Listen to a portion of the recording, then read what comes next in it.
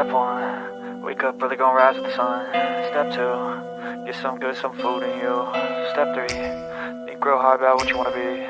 Step 4, everybody just do your thing. Wake up, today's gonna be a good day.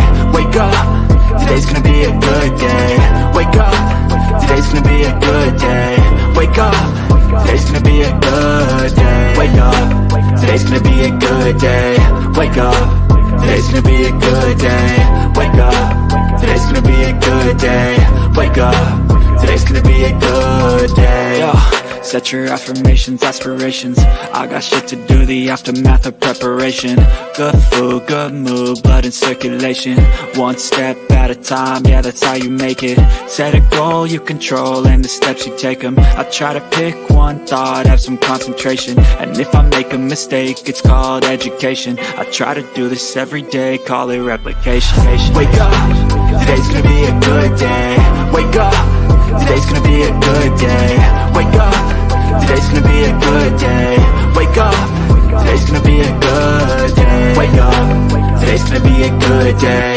Wake up, today's gonna be a good day. Wake up, today's gonna be a good day. Wake up, today's gonna be a good day. So life ain't easy, yo, I think there's a reason though. Ups and downs, just like every different season, yo. Sometimes I'm high, other times I'm barely breathing, though. I always gotta fight and hide from the demons, yo. Negative thoughts are poison, they rot. Head full of flies, so here come the clouds. They'll never stop unless I can swap all the bad for the good in my head when I'm lost. Yeah, so I'ma fake it till I make it. Positive thoughts are overtaken, I got patience. One day at a time is how you operate a cadence. A flow, you grow, you show yourself a foundation. Stay away from all the shit that causes temptation. I know that I like to do it cause it's sensation. I live my life in my head like a narration. Don't expect greatness, do my best, man, I'll take it. Wake up, today's gonna be a good day. Wake up, today's gonna be a good day. Wake up, today's gonna be a good day. Wake up, today's gonna be a good day. Wake up, today's gonna be a good day. Wake up, today's gonna be a good day. Wake up, today's gonna be a good day. Wake up, today's gonna be a good day. Wake up early, gonna rise with the sun. Step 2, get some good, some food in you. Step 3, think real hard about what you wanna be. Step 4, everybody just do your thing. Let me just say this. Playing victim to a situation you caused is delusional as fuck.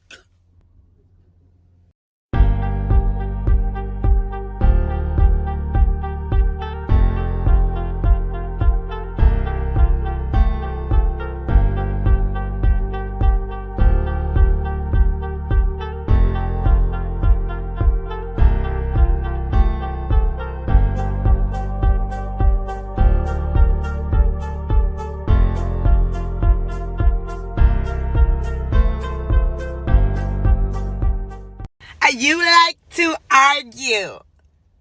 No, you say dumbass shit and expect somebody not to say nothing. That's what it is.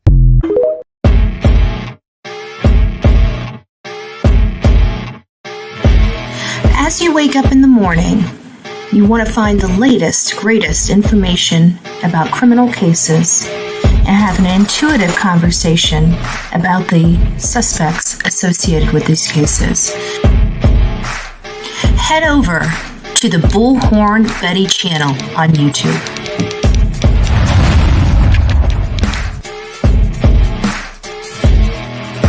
Get breaking news right here on the Bullhorn Betty channel. Welcome to the Bullhorn Betty Coffee Club. Enjoy your stay and enjoy your day.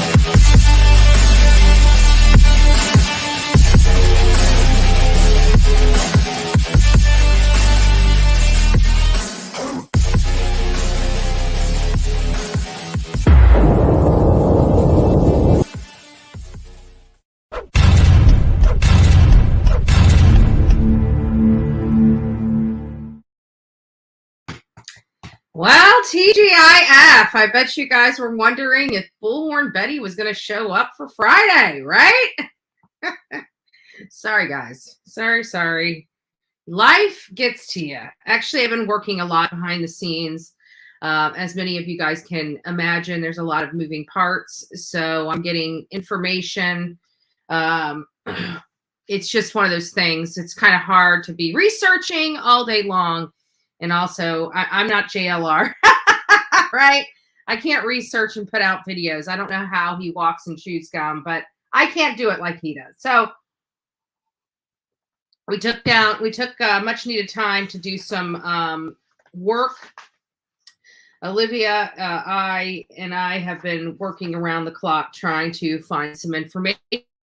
We did find some information, which we divulged to you guys yesterday about another possibility. We've been hearing this whole James Leonard guy, but there's also Carter, and that's the first person that we as a team started honing in on very early on once this news of this white Elantra broke. But before we get started, I don't want to jump right in. I want to say good morning to everybody. Mama Llama is the first to say good morning to Bullhorn Betty and chat.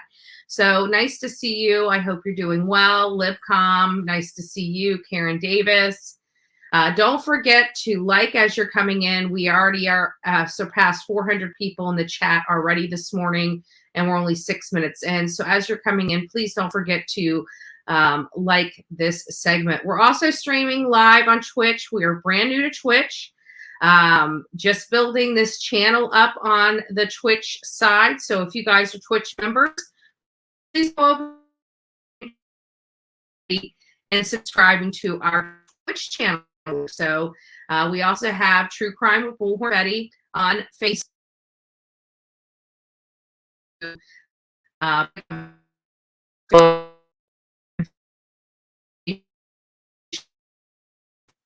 Apparently, I'm having technical difficulties already this morning with my internet. The good news is Verizon Fios has come to my community. It has. So I actually might be changing my service over to Fios because they have 500 megabits upload and download speed. So that is really interesting. Usually you get download speeds high, but not the upload speeds. So with the Verizon Fios, it is a game changer. So I will be signing up on that for that very, very, very soon. You know, I got a funny story to tell you. I've been bouncing back and forth because I know the haters. Oh, the haters are no longer cockroaches. You guys have heard me right. No longer cockroaches. They have a new name. We're going to get to that in just a second. But first, I don't know how many of you guys love those Hershey Nuggets. I absolutely love the Hershey Nuggets, right? You can get the special dark. You can get the milk chocolate with like almonds in it. Some with like pretzels and caramel stuffed into it, you know, really good. Okay. I love these things. Horrible. I know, but every now and again, I just have to have a sweet. So I bought a bag. By the way, these little bags, like they're not even nothing. $9 freaking.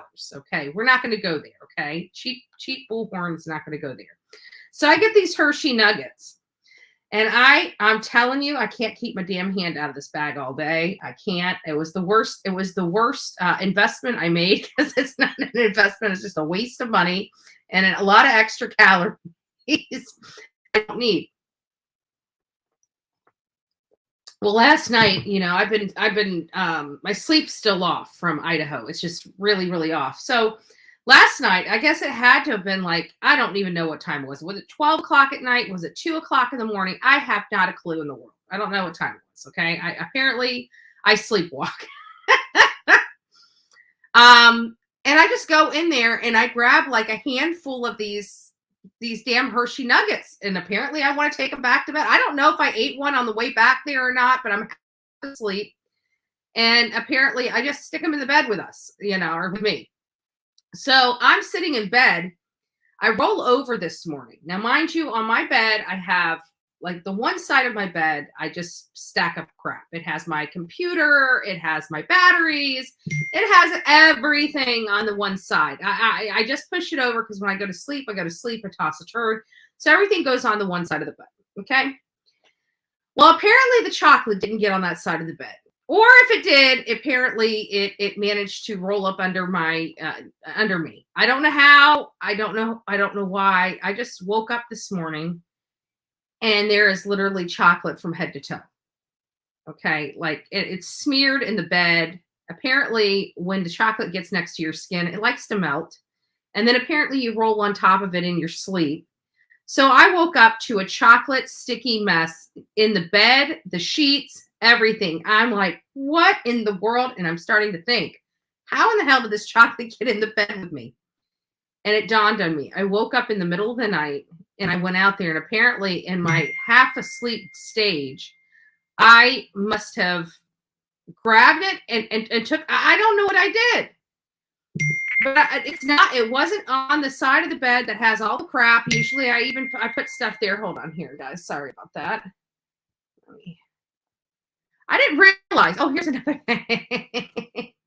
See if I can get it to work. I didn't realize that there we go, silent mode. I didn't realize on iPhones, they have a button on the side that you push up and down, and it goes from silent mode to ring mode. My phone had been on silent mode for, I want to say, 2 solid weeks. I couldn't figure out how to turn the freaking volume on the phone, the ring volume. It just wouldn't ring. And so it was this button on the side of the phone. It took me 2 weeks to figure it out. Like, I'm going through settings, I'm going through all this, and it's a stupid little button on the side. So I finally got the phone to ring, but I woke up with chocolate all over. Now, getting back to our roaches being something else. They are no longer called roaches. We're not going to call our haters roaches. We're not going to do it. We're not going to call them roaches anymore. Are you guys ready? Jellyfish. The new word for the Sob Squad is jellyfish. They're not roaches. They're jellyfish. And we're going to find out why. Okay, let's for a word from our sponsor. So dumb that I genuinely wonder how they survive from one day to the next.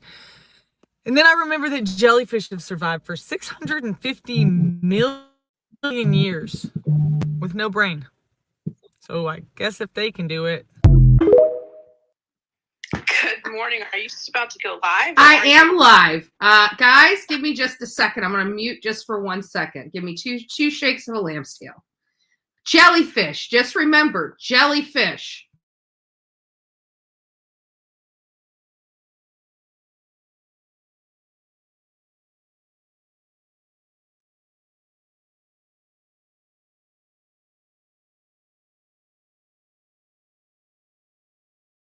Back around. Hold on.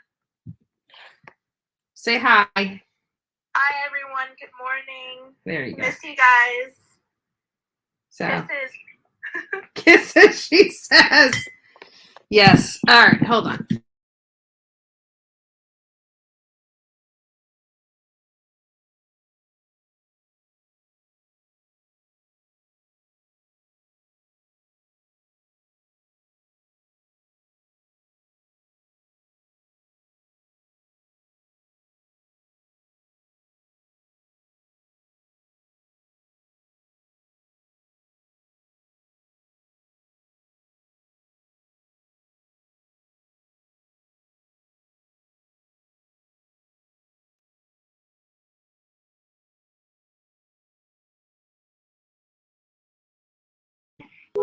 All right. So just working on some new stuff coming out, new stuff rolling out.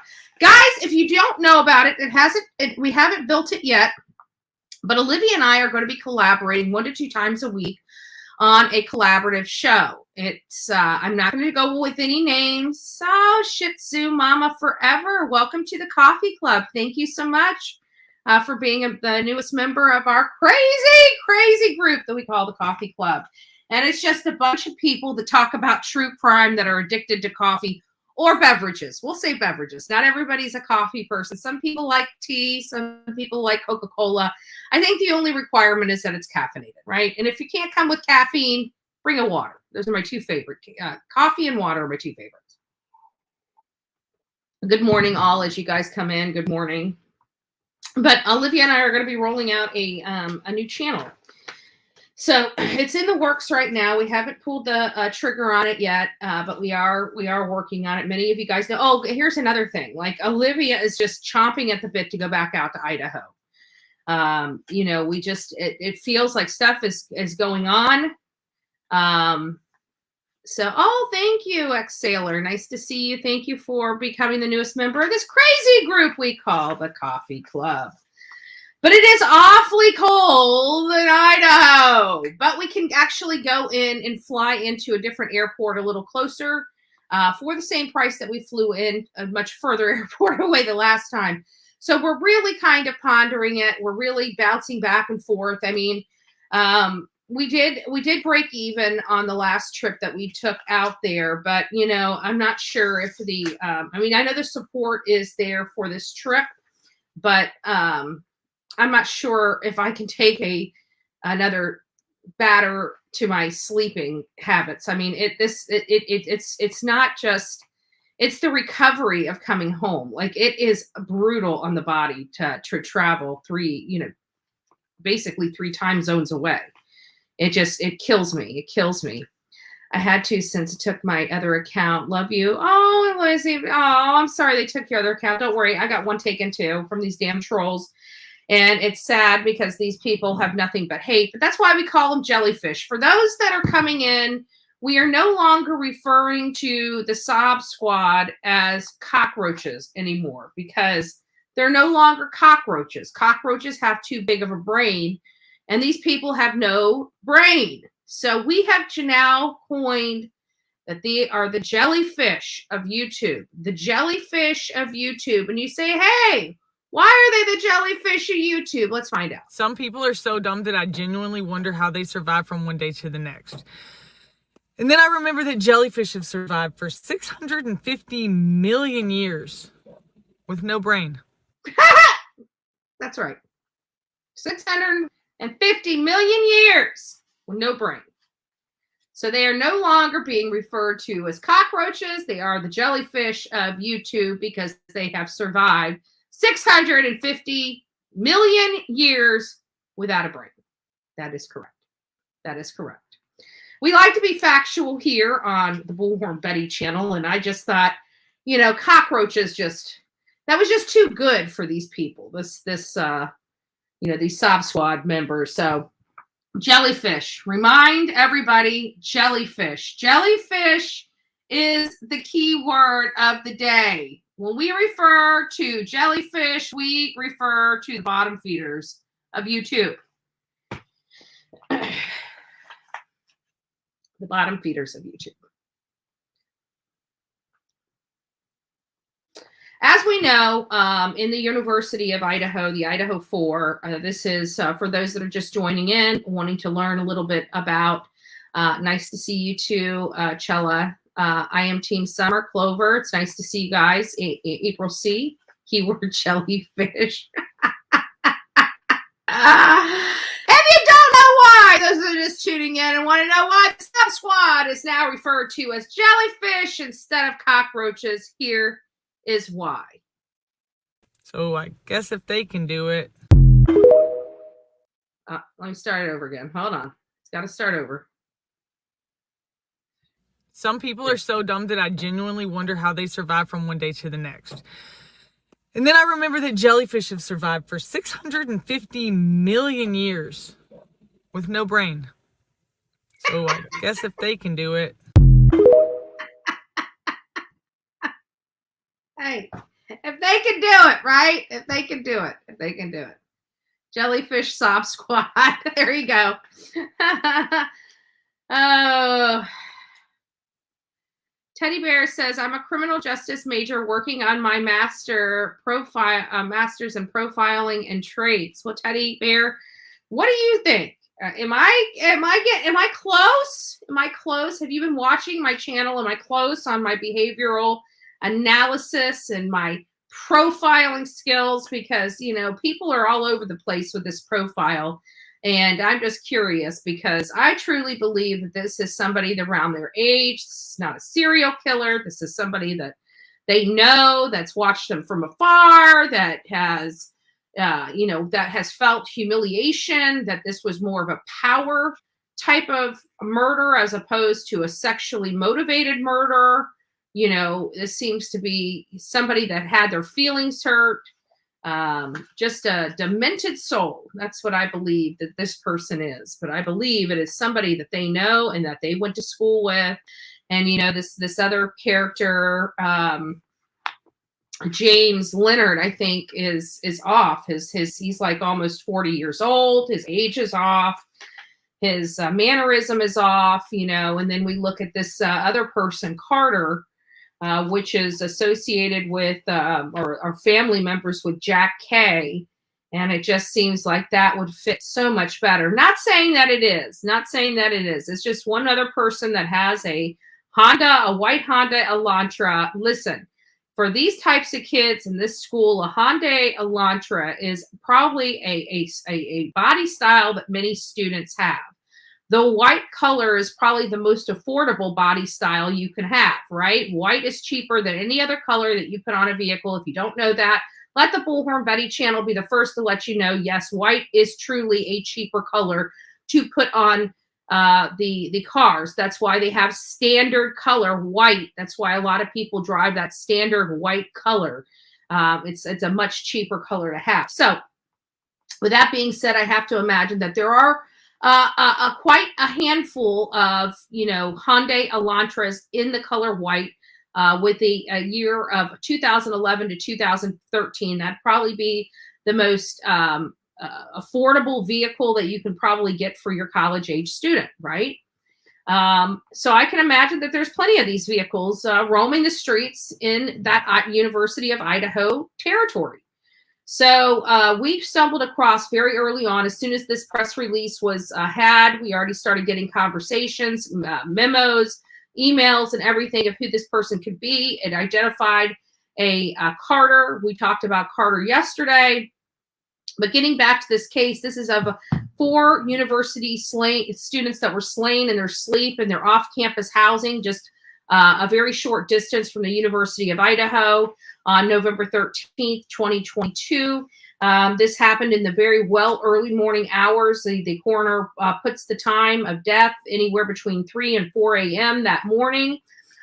We are now hearing that there are some witnesses that have come forward talking about the front door being open to that location between the hours of 8:30 in the morning and 9 a.m. in the morning. That was prior to the roommates calling in the unconscious person. We're still a little hairy on who was in the house at the time that the call was made, who spoke to dispatch. We're still unclear why this was called in as a unconscious person. Nobody's really clarified that. We've been hearing rumors, but nothing from law enforcement.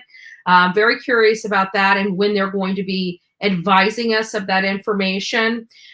We also have the dog situation where Murphy, the dog that was owned by Kaylee Gonsalves, he was unharmed, appeared not to have been in the same room as the girls. Is it possible that Kaylee locked Murphy in her room while she slept in Maddie's room? It is my understanding that Kaylee's bed was no longer in that home, so that may have been a reason why. But, their age group, it is not uncommon for girls to pile in to a bed to go to sleep.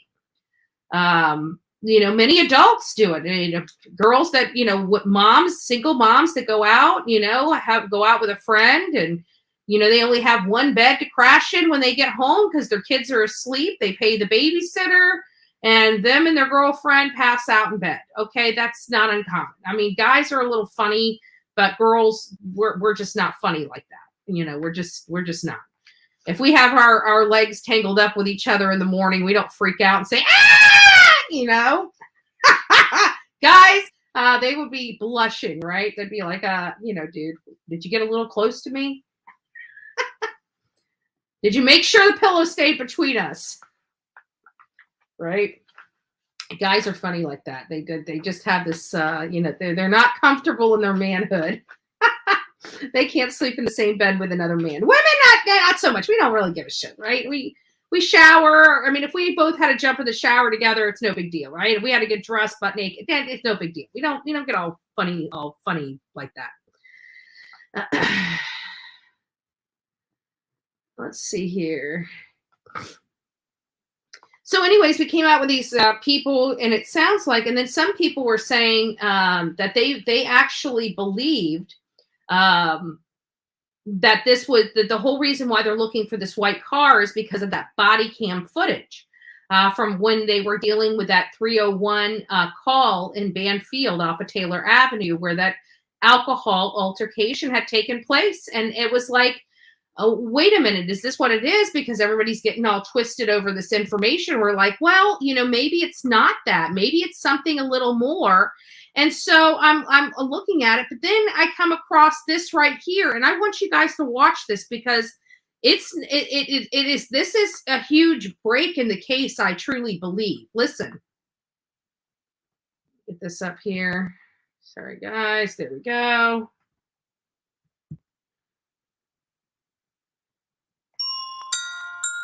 Give it just a second, and then we'll get past the commercials.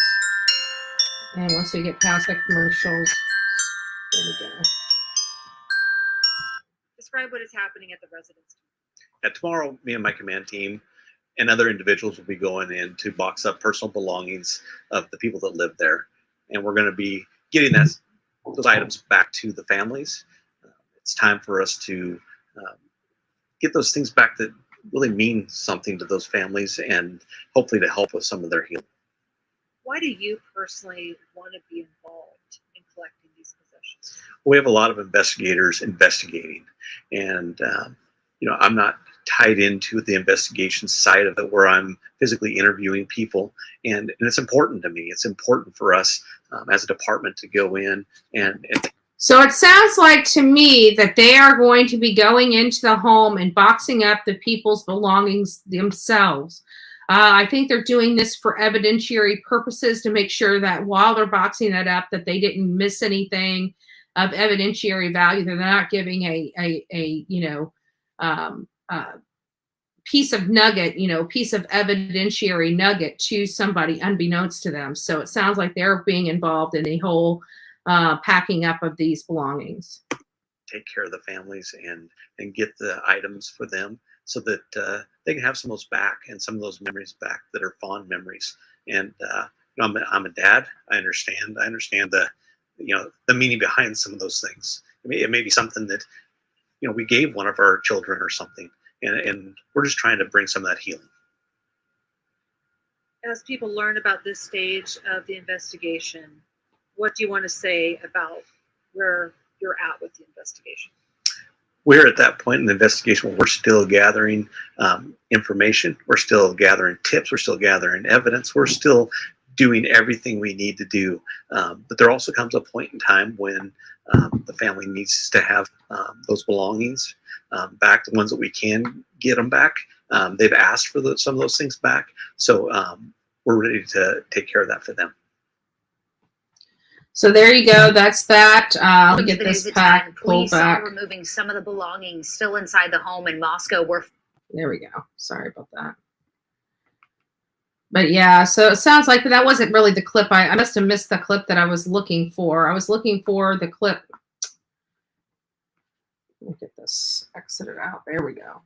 I was looking for the clip that has them talking about the white vehicle. The white vehicle was the police chief had stated that this had nothing to do with the body cam footage. Let me get that pulled up here if I can find it. I think it might have been on our chat. Hold on a second. Give me just a second, guys.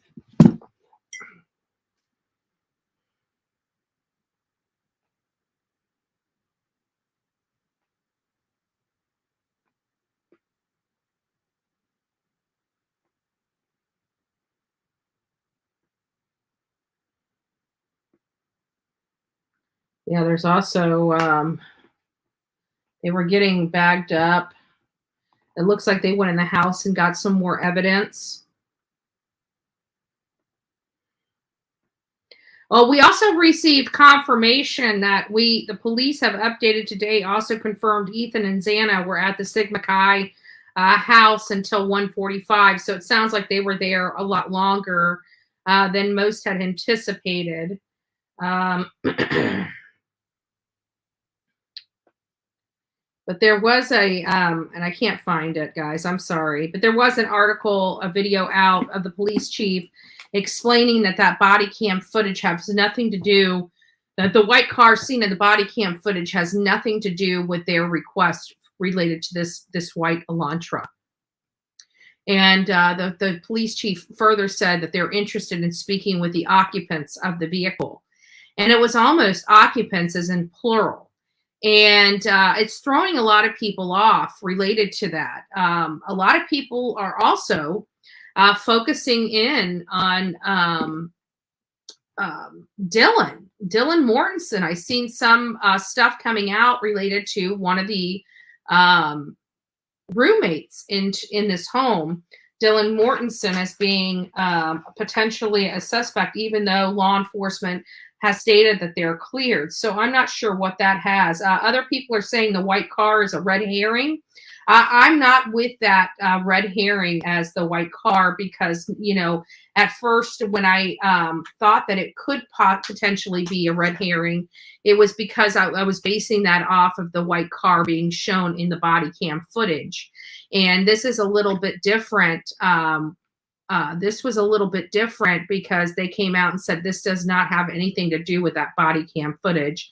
And that's when I realized that this might be very, very much a real issue where these people must have been seen somewhere on some kind of videotape or something to that effect, stating that they've seen this white car in the area, or maybe it was on a Ring doorbell camera or something to that effect. I'm unsure. Honey Bunny is asking, hey, Betty, I've always wondered if the killer came home with Ethan and Xana posing as a friend, going to crash on the couch, thus no break-in. That's potential. I thought that somebody might have came in with them as well, because if we go back to some of the statements earlier on, the downstairs tenants had said, you know, that it was not uncommon to have partying going on in the house. And it is possible, you know, we heard that there was noise that they heard. They just equated it to them coming back from the bar and partying. So is it possible that somebody came back with them and was hanging out? I mean, we see videos from Olivia with her camera, and you can clearly see, you know, several Solo cups lined up on the camera on the counter before, you know, law enforcement went there, and a bag of potato chips. Let me see if I can find that. We'll go through her video together.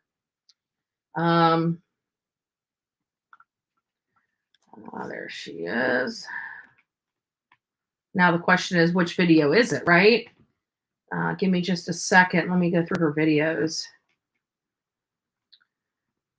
Maybe it's this one. I think it might have been this one. Very Local, the streaming channel that brings you closer than ever to your hometown. Local news, weather, original series, and more. I love it. Anytime you want it. Download the free Very Local app now. When I went to check on the home at night, it provided a different perspective. That's Maddie's room, by the way. That's Maddie's room. Let me see if I can pull that up. Let me pull this down. That's Maddie's room. There were lights still on in Maddie's room. In the murder of the 4 University of Idaho students, it was believed that one of the 4... I'm hoping it's on here because The new information Olivia and I went through this footage and saw some things. So hopefully that Kaylee Gonzalez's injuries were significantly more brutal. That's the room right there. Isn't that eerie? That is what I can say. Significantly more brutal than her best friend Maddie's injuries. Today we find out that Kaylee Gonzalez had significantly more brutal injuries. I'm gonna see if I can get this. Here's her room.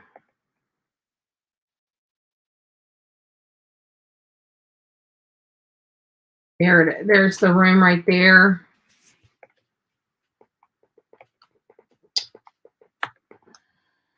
But you could see into the kitchen. I don't think it's on this one here for some reason. Let me see if I can find. Yeah, I don't think it's on this one. It's on Olivia's original. But anyways, we could get a line into the living room and the kitchen.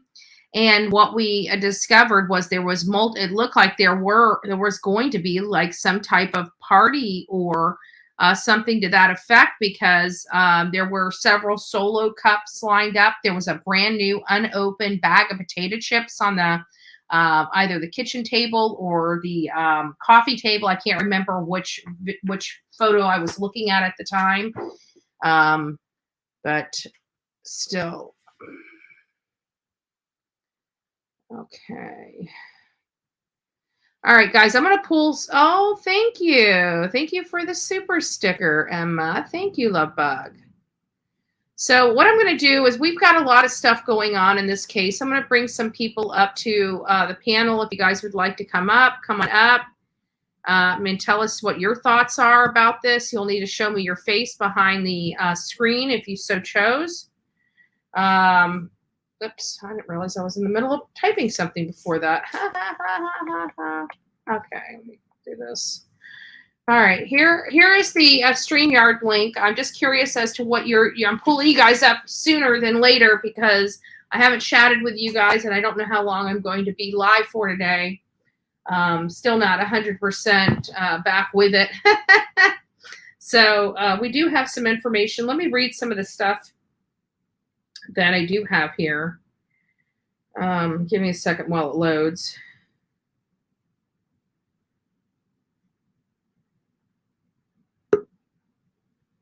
All right. All right, give me just a second, and I'm going to pull you up, and then I got to pull you back. All right, how are you doing? Good. Good. So what do you have to say about this particular case? Oh, I got my headphones on. Hold on. All right. Okay, so let us know what your thoughts are on this particular case. I think that they need to dig up the pipe that is going to the sewer, because there's no blood trail going outside. Mm-hmm. Somebody maybe cleaned up in the sink, and there'll be trace in that pipe. Yeah. Now, JLR was talking about the sewers, but he was out on the street. That's not happening. Mm-hmm. But the pipe that goes from the sink to the sewer needs to be dug up and checked for trace blood, because it looks like somebody inside the house, possibly Dylan, did this, or somebody else in the house. Well, you're with that too, because I heard Dylan's name's been making their rounds. Apparently, there was a few postings, a few things that are making people very curious about her. I take it. So what is making you look at Dylan? Because I'm just now hearing about all this. She's a big girl. Mm-hmm. And she has power. I'm kind of just woke up, and I had, surgery on my face, so I can't talk that well. Mm-hmm. I had my jaw cut upper and lower, and they pulled my face out, put plates in. So I've been on Dolly the last 2 nights on a panel. But this is the first time I've been on your channel. I love Olivia. I know she's great. Yeah, she is. Yeah, so that's my thoughts on that. Because if there's no, there was blood everywhere. If there was no blood trace going out, either the guy had a Tyvek suit on, booties.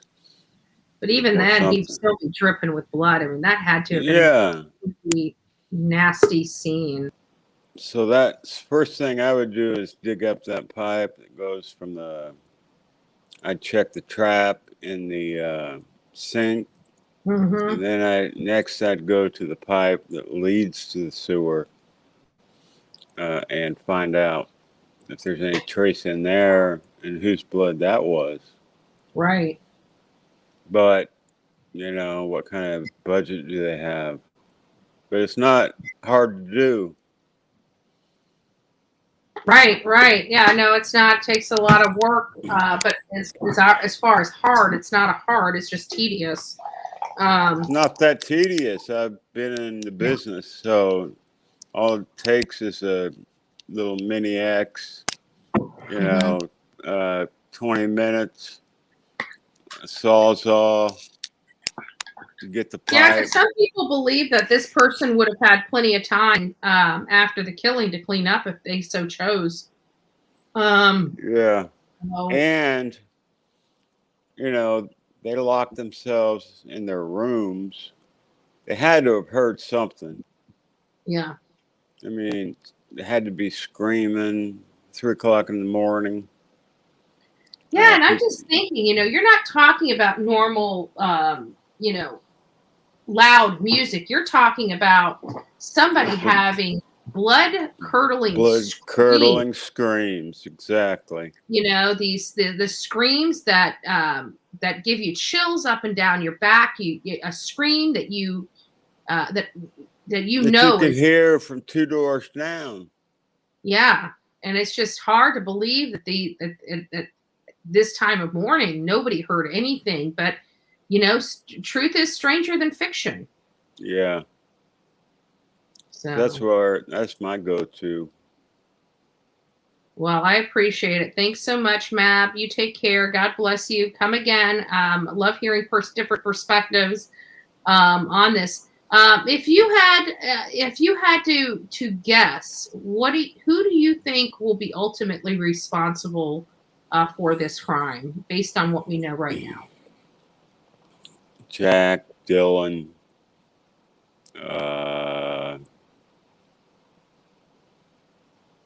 That's what comes into my heart. Yeah. Gotcha. Well, I appreciate it. God bless you and have a great Friday. All right. I'm going back to bed. I wish I could too. I'm in California, so I can only sleep about 2 to 3 hours at a time because of the surgery. Oh yeah, that sucks. I tell you what, that going to Pacific time, it killed me. It killed me. Yeah, it gets dark at like 5 o'clock. Yes, it's crazy. It feels so late, and then of course we're 3 hours difference, and I'm by the ocean near Monterey, and it's down to 37 degrees. Ooh. That was like the last day I was in Idaho. It finally got up to 37 degrees. It was lovely. I never thought I'd do myself. It's raining out right now. Gotcha. All right. Well, God bless you. You're looking good. Thank you. Bye-bye. Right. My friend Ruby was shaking bacon. Oh, I'm half awake. My sleep pattern's been off too really bad. I haven't been going to sleep till like 3 and 4 o'clock in the morning. Yeah. Because I've been up. Last night was the one night I went to bed early, but again, I went to bed and I woke up in the middle of the night and got chocolate. I don't know where the chocolate came. I know where the chocolate came from. I just don't know how the hell I got it wrapped up all over. I mean, it was down my leg. It was on the sheets. I'm like, what the hell happened here? You don't take anything to go to sleep, do you? No, I don't. My sleep's been off, but yesterday I was up at like 2 o'clock in the morning. I ran all day. I was exhausted. So I went to bed, I want to say like at 8:30 last night. And I don't remember a thing. I went out. I was tired. Well, I mean, I take Ambien at night or I won't sleep. And so I would do that, get up in the middle of the night and get things to eat and wake up the next morning and my bed's full of crackers and all kinds of stuff. You know what I think it is? I think it's time to wash the sheets and God, he tells me if I'm slacking, he makes sure that I got to do all the stuff I need to do. And you just, I swear we were separated at birth or something, because I about died laughing a while ago, and you're talking about having all that crap in your bed, because my bed is the same exact way. Yeah, I don't know what it is, but everything goes over to the one side of the bed, and then I've got my little, my little butt, it's got a little dip in it, so no, that bed knows what side my side of the bed is. Yeah, I'm the same way. The stuff doesn't need to be on my side of the bed. It needs to be on the crap side of the bed, right? That's for the crap. That's the whole reason why we have a queen size bed, is because you gotta have a place for your body, you gotta have a place for your crap. Yeah, and you just shove it all over to the side and curl up and go to bed. But I gotta say, out of all the years, every once in a while, I like straighten it all up and and everything. And right, but for me, sleeping like that for years and years and years, this is the first experience of waking up with melted chocolate in the bed, and I'm like, how in the world did this happen? And it dawned on me, it must have got under me. My body heat melted it, and then of course I'm tossing and turning. So, oh gosh, it is what it is. Lord have mercy. So what do you think about all this with the new white car? And not only that, but not just learning about the white car, but also knowing that this does not have anything to do with the white car and the body cam footage. Well, it depends on when and where they're saying that the car was seen. They're not giving a specific time, and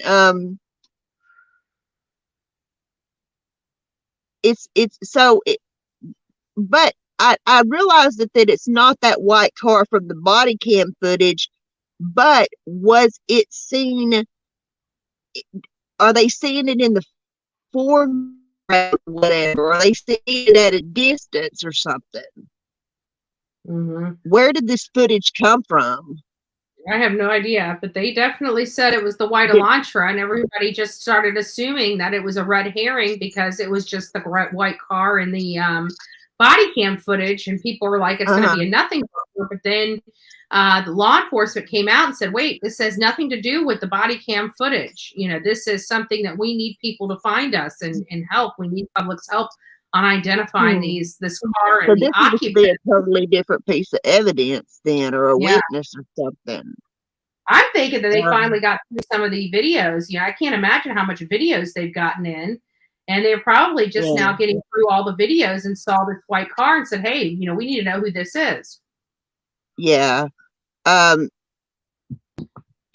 I think that, it seems to me that there was might have been quite a bit going on in the hours of 3 and 4 a.m. because they made that the alcohol offense deal, that was 3 o'clock in the morning, so apparently there was some action going on around there. And we heard from our sources out there that to have law enforcement come out for an alcoholic event, it just doesn't happen. So a lot of people were saying, because of that, because there was this incident that happened that law enforcement usually doesn't even entertain, that it must have something to do with this. And they're saying it doesn't. It's a completely separate incident. Yeah. So I don't know, but I've always said that whoever the target was, that they encountered their perpetrator that night. I fully believe that they encountered their perpetrator that night at some point. And some people are saying that one guy, the James Leonard, the one that went to jail recently, they're saying that he was at the food truck, and I've got the food truck video up, and I'm looking and I don't see him. I haven't seen him either. Jack Showalter, the guy that was following him around, he's always been, really my main suspect as far as people that have been acknowledged. Now, I still think there's possibility this could be anybody, but as far as people that have been acknowledged, he's been my number one suspect, but he's apparently had a friend come out just defending him to the end. And so, you know, I kind of believe the friend, though. I really do.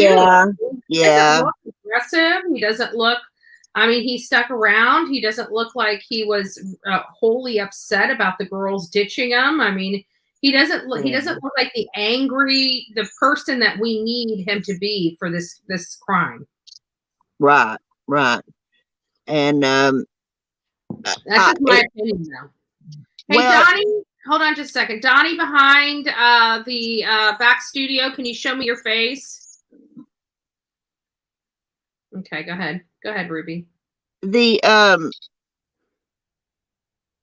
It doesn't seem to me, and this is my opinion, it doesn't seem to me that, you know, yes, we need to keep our options open and don't hone in on one victim or hone in on one suspect, possible suspect. We got to keep our options open. But to me, it don't seem, I'm just getting that vibe that the police don't seem to have a clear idea of who was the intended target. Yeah, I still think they do. They're just not alleging it at this time to the public. I'm going to go ahead and bring Donnie. Donnie, if you want to turn your camera off, you can. I'm going to go ahead and bring you up now. I just wanted to make sure. Thank you. Hey, Donnie, how are you? Hey, morning, ladies. Good morning. On this entire case. Oh yeah. I mean, I got some deep thoughts. I've made some videos. I just posted another one actually.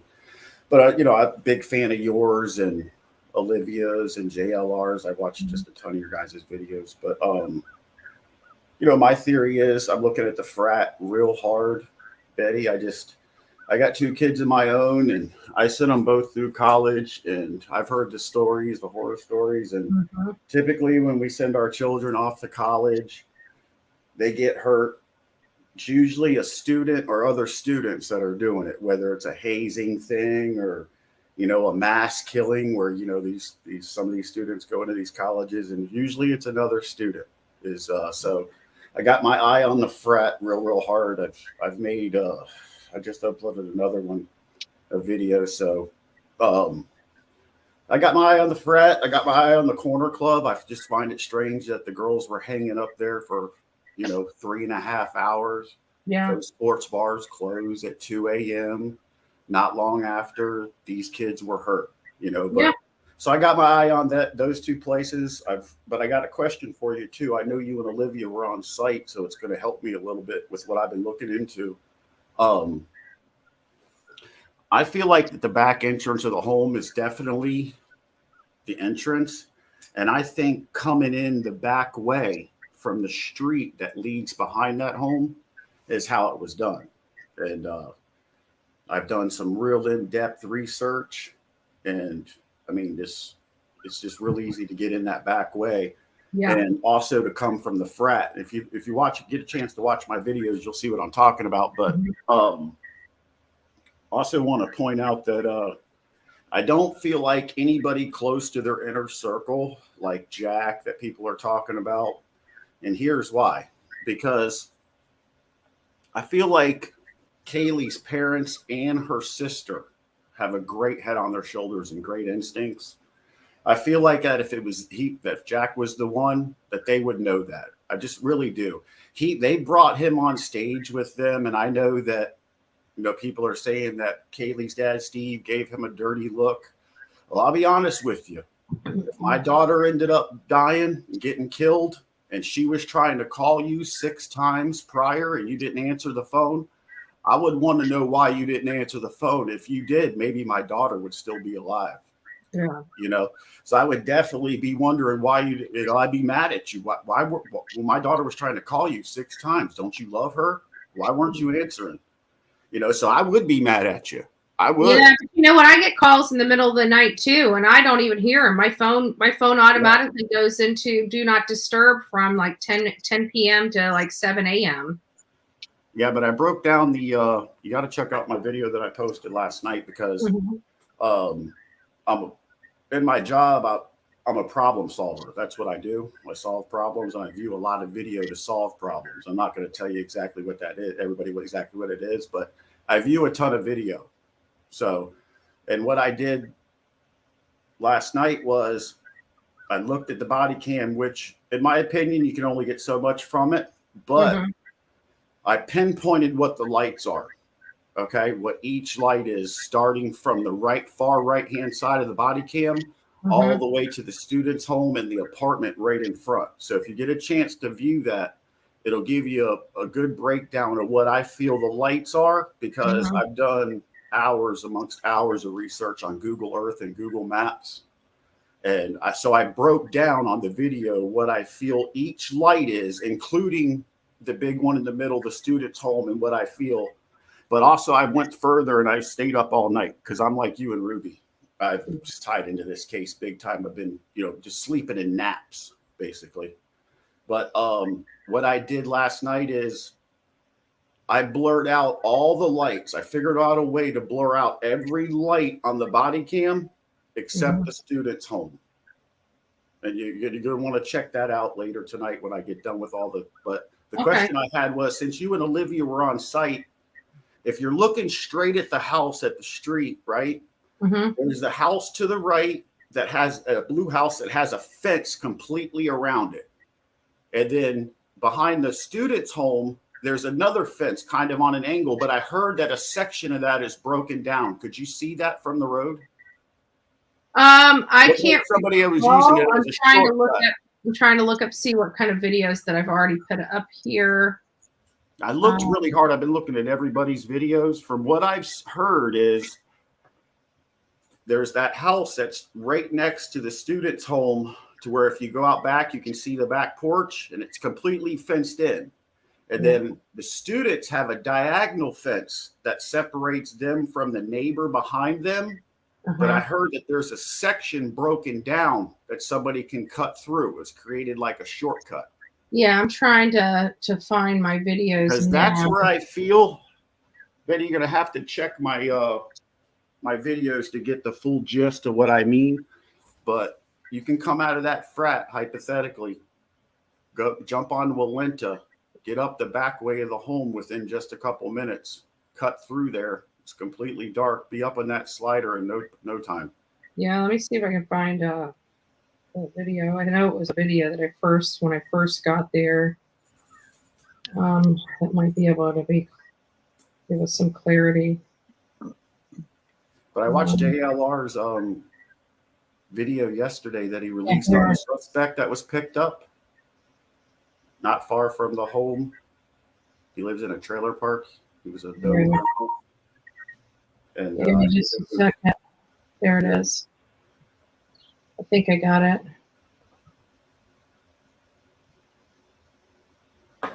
You should bring up my video and show my video I showed. I also saw something creepy. I got a video where some creepy guy's been walking the neighborhood, and I got him on Google Maps, and I just want to know who he is. I seen him walking right in behind the student's home 14 months ago. This person walks back and forth. I don't know who he is. So you got to check out the video. Just went to recent. Let's see if I can find it. It's not showing me recent. Why is it going in? Hold on a second. I'll try to send it again. Ruby, when are you going to drop a video? Oh, I've been doing video. I've been doing videos, but yes, I've got part 4 that I'm going to be working on. I was going to do it last night, and but it was the season finale of SVU and OC, so I had to watch that, and I had to go to the doctor yesterday, and I'm gonna go check all that kind of stuff. So I was just pretty tired. So I'm probably going to do it today and just talk about, the new little pieces of evidence and, what the magnitude of this investigation is going to, include. And Yeah, go to the front of the house if you can go to the Yeah, front. I'm trying to find it right now. some me new go check your videos out, observations that Ruby. I've made and things like that. Let me go. But I don't think it's any of the ones close to the inner circle. I don't. I just No, you me know that these either. detectives and stuff, they work their way out. I feel like if it was somebody close like Jack or Jake or one of them, that this person would be caught by now. I just, I know there's been a very few cases. There's been a very few cases where the murderer is right under your thumb that close now. There's only out of the thousands and thousands of murders, there's only been a few that the murderer is right under your thumb like that. I feel like, if the hoodie guy, Jack, that's on the food truck, I mean, I don't know a lot of killers that are going to show themselves on video prior to doing something. I believe that, maybe a couple of those guys looking at them or following them were looking for like a booty call or something like that. Yeah. You know how, there's the old saying we used to use when I used to grow up is you're surrounded like a chick in the club. Right? Yeah. So I worked in the bar business for years. If you're a hot chick in the club, you're surrounded by guys usually. Yeah. Oh, yeah. I worked in the bar business for many years. So I've kind of put my, experience of that in evaluating things and what could have happened and someone, from the club or whatever following them. Yeah, I watched Jonathan whatever. JLR's videos, and he showed one of his videos a couple of weeks ago. He shows pictures inside that corner club. Now, he showed about a dozen pictures of people inside the corner club from months before that they have on their website. Now, from the pictures that Jonathan showed, there's a good bit of locals in there. Okay. Yeah. Oh, yeah. Typically, I've been in the restaurant and bar business myself, too. And when you're in these college towns, you're going to typically draw a certain variety of guests and customers, right? You're going to draw that student crowd that's 21 and old enough to drink.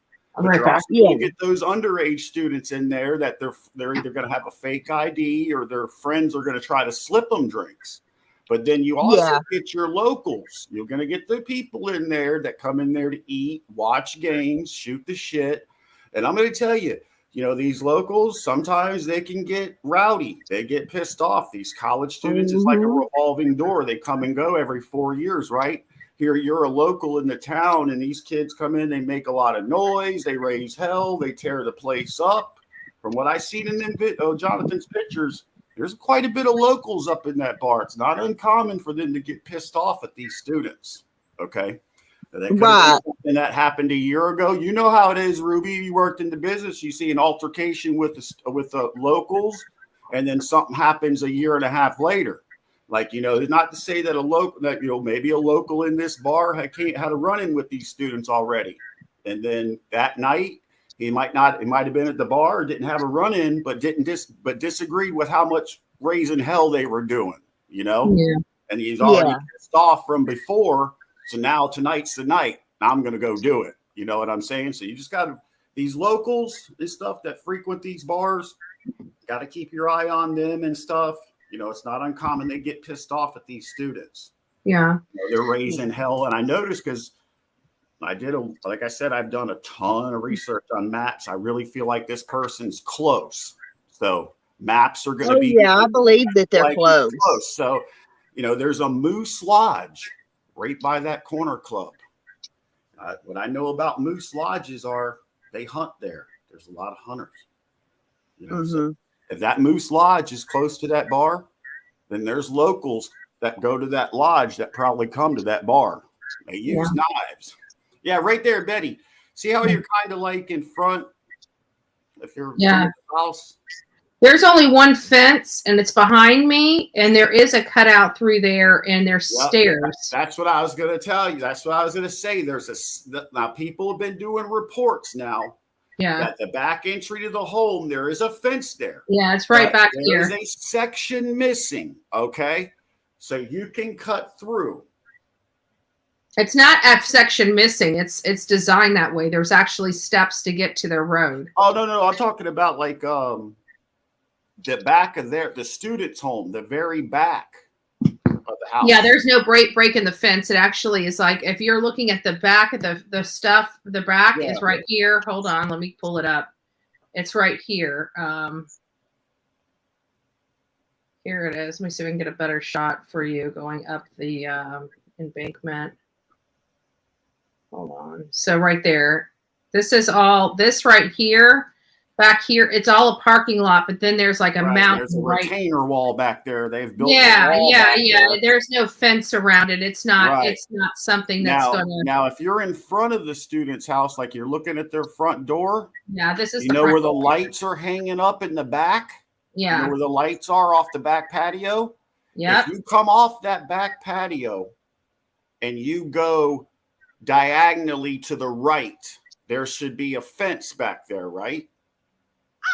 Okay, if you're on the back patio where the lights are, and you're not going towards your camera right now where you are, you're going the other way. Yeah, it's a parking lot. Let's see if I can.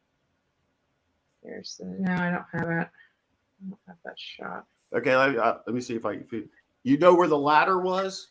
You know where? Yeah, it's on the other side of the house. Okay, on the other side of the house. That's what side I'm talking about. Yeah, I didn't get.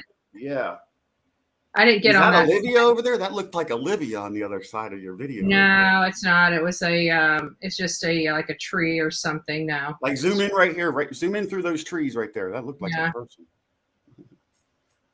Yeah, it's not. It's a tree. I know. Yeah, I've been hearing some reports because if where you're looking right now, see the lights? Yeah, there's a house directly in front of you, right? Now that's fenced in, that blue house. It's fenced in all the way around it. If it was, it's not anymore. That's what I'm trying to say. Because here's the blue house right here. Hold on. I've got the blue house right here. There's the green one. Hold on. Oh, there's. No, it's on the wrong side. Hold on.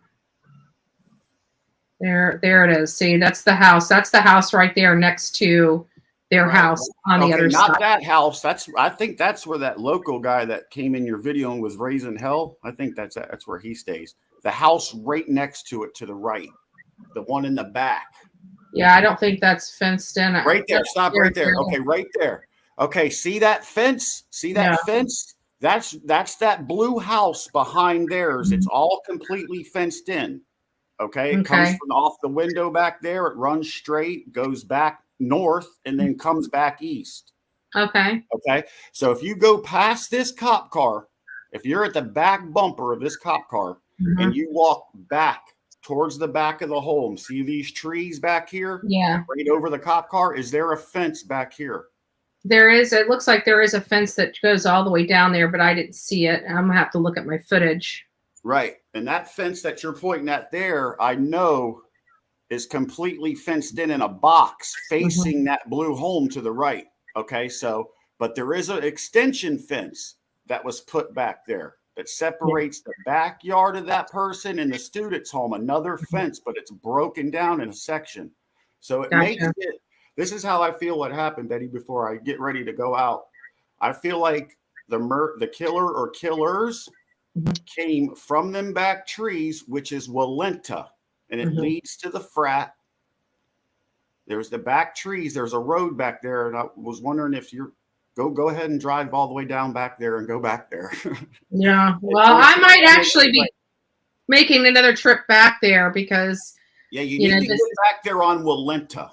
You need to get back there because this is there it is. You can see the fence right here. Right, and that's the fence for that blue home that's back there. It fenced it all in. How I figure it is that homeowner probably got pissed. Those kids are out there, whatever, raising hell. They put up a fence. Now that boxes it all in. And then there was another fence back there that runs diagonal.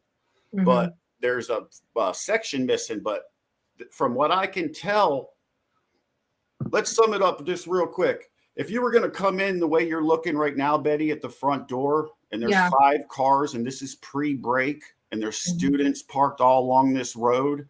It's 3 in the morning, yes, but you don't know. These kids stay up. These students stay up late. Okay. Yeah. Uber gets dropped off. They get DoorDash. High volume of people could see you going in this way.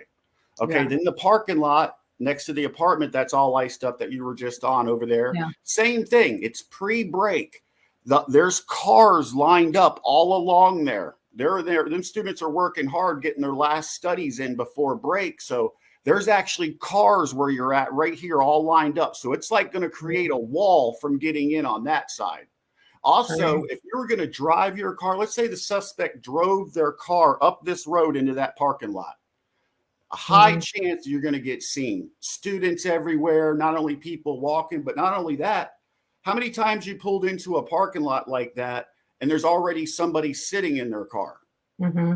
All right. There's students could be out there getting high, drinking, making out. You don't know what they're doing. There's a lot of times you pull into one of these I just feel like, if you're a killer going to think this through, are you really going to pull into a full parking lot that could have a sitting occupant inside of a vehicle? Because if that person, if it's 3 in the morning, 4 in the morning, you pull in, certainly that person's going to make note of what you're driving. Oh, there's that red car. Who drives that red car? You know? I feel like the parking lot is high risk. I feel like the front way is high risk. You're not going to come from the right unless you want to jump a fence. So now the back way. And that back way is dark. It runs right in behind that home. It leads all the way to and the person could have sat back there for hours and undetected. Yeah. I mean, just watching the house. And I keep wondering how many times the perpetrator went back there and parked and watched the house. I'll say something else because I grew up in Hollywood, Florida. I grew up there, but I live in a cold winter state now that puts out a lot of snow. From somebody that walks in the snow and sometimes takes a piss in the snow. If I want to cover my footsteps, if I want to cover my piss, I can do that real easy by kicking my foot. Trust me. So if you're walking the back way out of there, it's easy to take and it snowed heavy after that. Take a couple steps, kick your foot. Take a couple steps, kick your foot. Deer hunters and stuff like that, they do tricks like that. Take a branch, cover your stuff. Not saying he would have time to do that, but I bet you he'd have time to kick his foot and cover his footsteps. I also want to bring this up before I go. Let's say he entered the slider. A lot of people have been talking about the point of entry and stuff. I agree, the slider and who was first. My personal belief is the girls upstairs were first. He went directly up, and then possibly Ethan heard something in Zana, because I remember the reports that first came out. Zana's dad, when it very first got released, said that she had defensive wounds. She's a fighter, is what I feel like, the girls upstairs would possibly been first, and then the two downstairs. And then when the suspect left, I feel like he went out that back slider and went out the back way.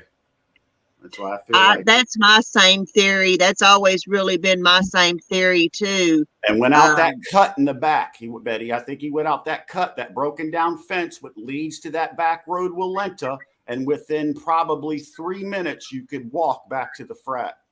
Yeah. Well, I definitely know that based upon reports and some news articles, it looks like that law enforcement is paying a little closer attention to the frats. Yeah, they need to try to find it very convenient. They don't have cameras. I find it real convenient. I can't imagine a bunch of frat and sorority houses having a bunch of cameras anyways, because they do, the whole purpose is they do a lot of stuff they're not supposed to be doing. Well, typically, you're going to at least have it at the front entrance, like they have a roundabout up there where you can drop people off. You're going to at least, if somebody has an accident or gets hurt, you're going to want to have footage, Now, I can understand them not having it in the hallways and stuff like that. I can understand that, but with the mass killings and stuff, and some of these crazy people, a lot of these frat houses, like Jack's frat, that was another reason. Look, I heard that Jack's frat has a lot of cameras. Whether he was there or not, I don't know. But I heard it's well covered. That could have been how they cleared them so quick. Possibly, absolutely. I've heard that some of these frats, some of these fraternity homes, they have a lot of cameras, not just a few, not only on their parking lot, but on their hallways. You see what I'm saying? They want to stop all the hazing and the drinking and stuff. Yeah. So they put these cameras in place for a reason. And I also found out that they have a dry campus, so they're not Yeah. supposed to be drinking on campus, and why people like the off-campus housing, because it's really close in proximity, but it's not on campus. Yeah. A lot of campuses are like that now because, the alcohol leads to problems. Mm-hmm. And, and that's like what I reiterated. I'll reiterate on what I said at the beginning. I sent 2 kids through school, and my 2 children through school. I have 1 son and 1 daughter, and I sent them both. And I've heard the horror stories, and I've had the midnight calls. Okay. And, typically when you send your children to school, if they do get hurt, it's typically another student or students that do it.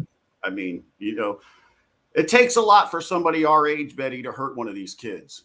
Yeah. Right? It takes a real maniac. All right. But it's not uncommon that something crazy happens. Somebody gets pissed off. A frat gets pissed off at a particular person, and everybody pays the price, and they work in a group like a pack. So it's real hush hush. You've seen that, you heard about that before, so I'm looking at the frat real hard, and I'm also not, I'm not throwing aside the fact that it could have been 2 people or even more, because, it went off so easy. It's like these kids didn't have much of a chance, and so what if it was 2? What if they went in, one went upstairs real quick and did what they had to do, and the other one went downstairs? Now that would go in with knife wounds, which they're not. Let's say, okay, that's going to put 2 different knives into play, right? Okay. So the police officers, they would know that, but they're not releasing it. Are the knife wounds the same? Are they all the same? That's something they're not releasing. That would point to a possible two people, But I got to go. I'm already late. All right, Donnie. Well, take care. God bless right. you, and thank you for your perspective. Yep. Bye, Ruby. Bye. All right, guys. So we got to hear from Donnie Williams. I take it he's a creator. I haven't seen his channel. So once I get some information on his channel, we'll throw it up here so you guys can go watch the videos that you guys were that he was referring to. And so that gave us a decent perspective. So I do agree that wherever it happened on the backside of the house. That seems like the most opportune place for somebody to want to enter a home for this type of crime. It is without a doubt, the most opportune place to go. I mean, right. Plus that front door goes directly into the basement rooms, and since nothing happened to them, I've never believed that the killer went in through the front door. I've always believed there's a witness, Ruby, that says that they saw that door open. Yeah, I saw that. Yeah, I saw that. I saw that. But it looks like could it have been the 12th and not the 13th that they saw the door wide open? That's true. Because it seems like one of the girls would have noticed that right off the bat, because it would have been cold in there with the front door standing wide open. It would have gotten cold. They would have woke up like, where is that cold coming from? And it looks like that's something they would have told the police. Yeah, we woke up about such and such time and the front door was open, and we just didn't think too much of it and shut it and went upstairs and, blah, here this horrific scene is. My biggest thing is that I wish that we were able to, as morbid as this sounds, see the actual scene inside, because I feel like the blood evidence is going to tell the story of the movements of the killer and who was first and second and all that. And people don't realize that the blood that's dripping off of his knife is going to show his pattern of travel in that movement. Yeah. Blood drops. That's how to tell. Yeah. It's pretty interesting. I did a lot of research and and blood spatter and blood droplets. Like believe it or not, your blood droplets will, the way that they splat when they drop tells people the direction you're walking. It tells you whether you're injured. It's really, it's fascinating stuff. Yeah, it is. It really is. And you know, I this is what I was up late thinking about last night, is how much blood made it onto the floor and how much was soaked up in the beds. And you know, because I would think that there should be footprints going from here to there, you know, and a blood trail going from room to room. And that is what I would just so direly like to see for, you know, evidentiary purpose. But is there a path out the exit? You know, whatever exit they took, there should be a path to that exit. Yeah, that's the stuff though that we don't know about. Like, seriously, Right. that is the stuff that law enforcement hasn't released. We don't know about. You know, people are like, "This is clean." We don't know that. The only information we have came out from one of the students' parents that said that they were told by law enforcement that this was a sloppy scene. And so people, in my opinion, are taking that out of context. You know, they're assuming that this was because there was 4 people, that this was a clean hit. This was anything but. It sounds like there was some struggles that ensued in this home. And then it also comes back about to that James Leonard. You know, he had a big knife that he carried on the side of him everywhere he went. They asked him, please don't carry it. He refused. Then all of a sudden these kids get murdered. He takes off a week. He comes back with some injuries on his hands and arms. Like, this sounds like your guy. But the age doesn't suit well. You know, the motive doesn't appear to be there. So what is it? Right. Yeah. You know, and then that's another thing I've said is I believe that the killer had the knife on him. It's not like he, you know, went home to get a weapon and come back. If he followed them from any of the places that they were at, the club, the food truck, or Sigma Chi or whatever, I feel like he already, unless it was somebody right there close that came out of their home and went over there and did it, that person already had that knife on them. And we went into the corner club.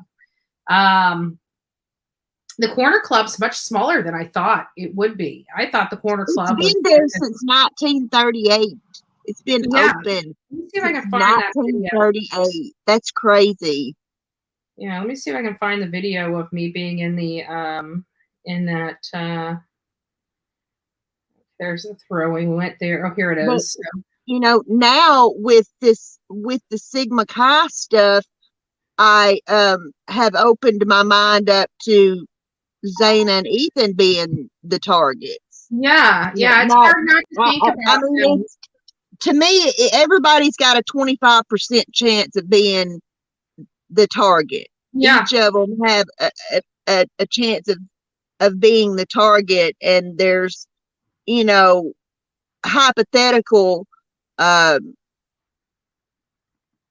things that, you know, back that up. And so, I mean, for a while I always put Maddie and Kaylee as the targets, but now I've opened up more to Zayna and Ethan, and the fact that it could have been any of the 4 of them. All right. So this is the corner club.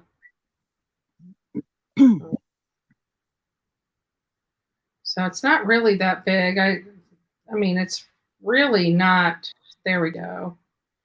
It's just not that big. Sorry, guys. I was trying to get the thing up while we were there, but it's really just, it's not very, very big. I mean, you got a bar up there. You got tables, a few tables out there in the lobby. This is not the best photo, but There it is. There's one side of this place. I mean, it's just not a very big place. It And doesn't look on Friday, Saturday night, it would be packed in there. right. It's just not a lot, not something that a lot of people would have been able to pack into. I'm sure that they had, they were at max capacity on a Friday or Saturday night, but at the end of the day, the max capacity is not, it's not that big. And this place is really small in the grand scheme of things. Mm-hmm. So, what do you do? But we definitely know that they were there. But how many creeps can pack into that? I just, I guess I need the perspective of Friday night at that bar, because when we went in there, it was like maybe a handful of people in there. That was it. Yeah. Plus, a lot of businesses post, the murders, and a lot of students went home to be with their family. They were scared. They've decided to take the holidays just to regroup and, get themselves mentally prepared to go back to school. Yeah. I texted my daughter last night because I wanted to know, she didn't have a car, but her boyfriend did. Mm-hmm. And I was asking her, I was like, did Harley have to register his car and get a parking pass and all that? And she said he just paid such and such amount for a parking pass. And I was like, but did he have to give the make and model of his car and this? It was my sister and her. She had to give the make, model, and license plate of the car. Yeah, she had to give it all. But she went to college. She said, Mama, every school's different, and she went to a, college here in one of the smaller campuses here in Arkansas. And, but that would be my first place to look and see if any students had a car registered, that Elantra. Mm-hmm. And then, of course, do a sweep in search of the immediate area. Right. Looking for that Elantra, because you got to know if they were in that vicinity, if they didn't follow them home from that, if it wasn't somebody that followed them home from that club, then it's got to be a student or somebody that knows a student or somebody right there in that area. Mm-hmm. So it shouldn't be too terribly hard, I wouldn't think, to narrow down. Yeah, I agree. All right, Ruby. Well, thank you so much for your perspective. I'm gonna. Okay. Well, I'm glad to finally talk to you. Like I said, my sleep patterns have been off too, and I've missed your morning shows this week.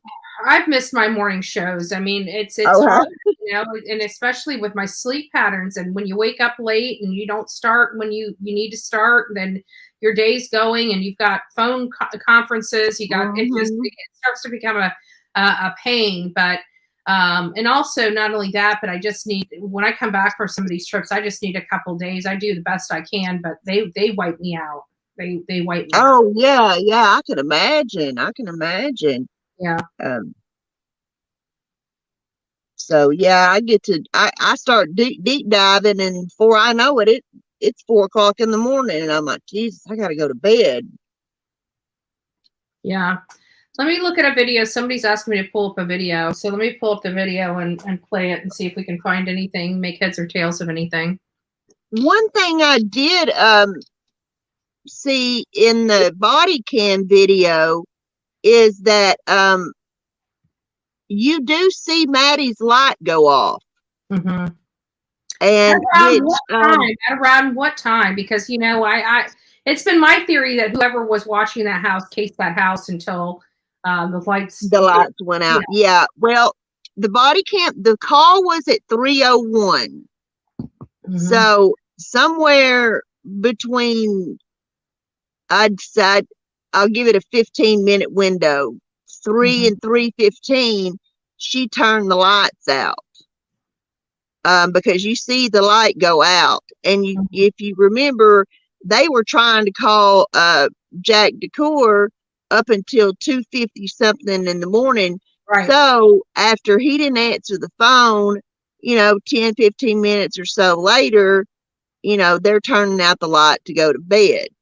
And so that body cam at least proves what time they shut the lights off and went to bed. Yeah. As much as that helps. Right. Wait just a second. It's like they didn't stay up. At least that shows that they didn't stay up till 4 or 5 in the morning, and that the killings could have happened later.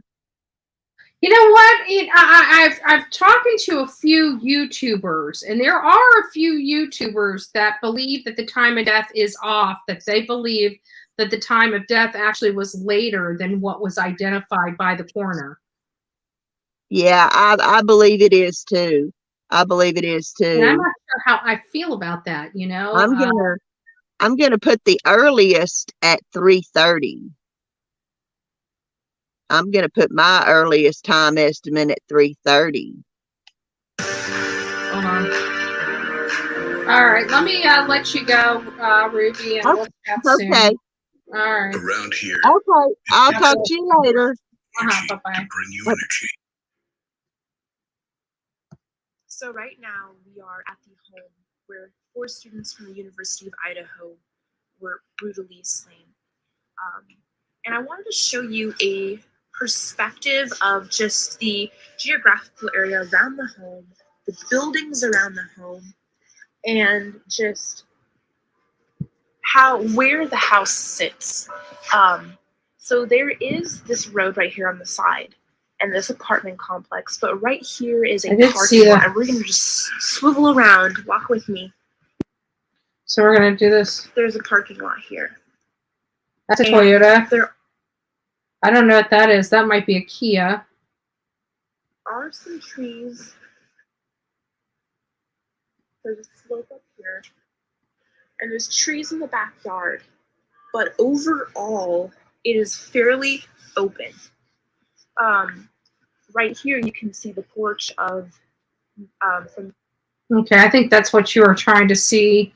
There are some white cars back there. You know what? We got a lot of footage from these few days that we were there, primarily of this particular house. So I will go back and check our footage to see if there's any cars that, especially a Hyundai Elantra, that would be kind of crazy if we see them in one of the videos. So.